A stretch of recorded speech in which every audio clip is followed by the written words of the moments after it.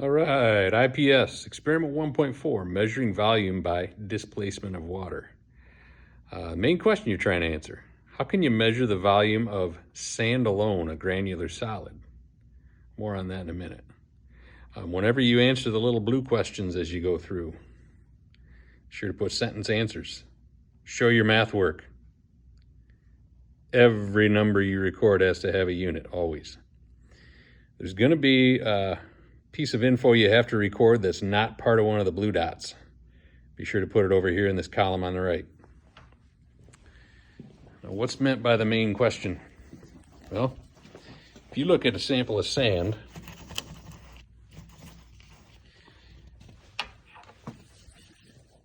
this comes up to, about 880, I would say, milliliters.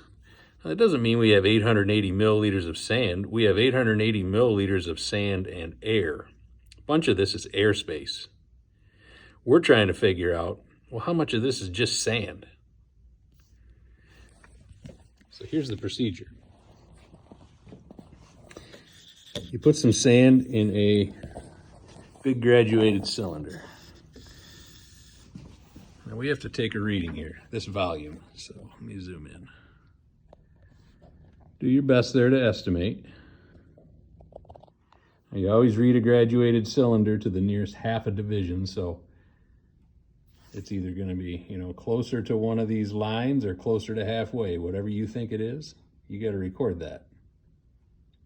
That's the volume of your dry sand, but this has air in it.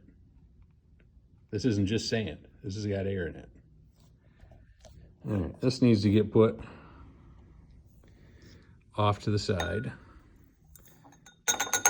Chill in a beaker. Now, to figure out how much of this is just sand, we're going to do a little water displacement. So, take some water here.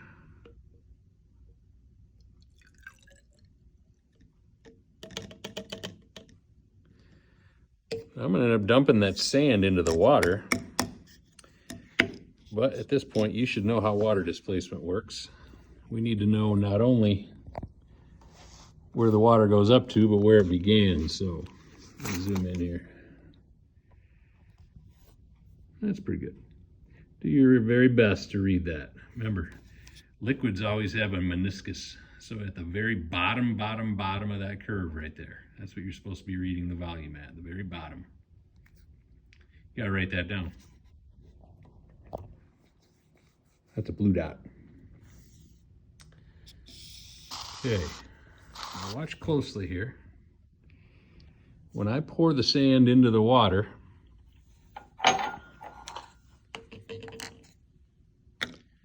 use a funnel so I don't spill.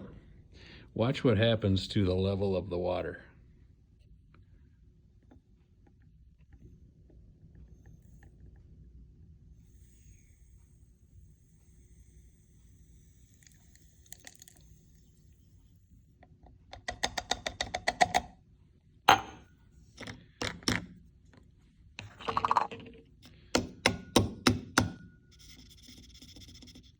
Okay, now notice, the sand went under and displaced the water level upwards.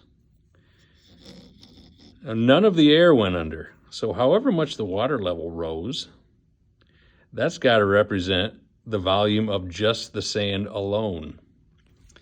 So the volume of sand and water, without air, mind you, try to get a read on that. Where's the bottom of the meniscus? We're reading the water level right there.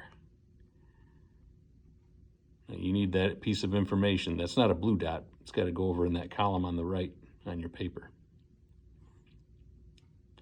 So wherever the water was before, it got pushed up to this new level here. And that's the sand alone that did that. So with these three measurements, you should be able to do all the rest of the calculations for this experiment.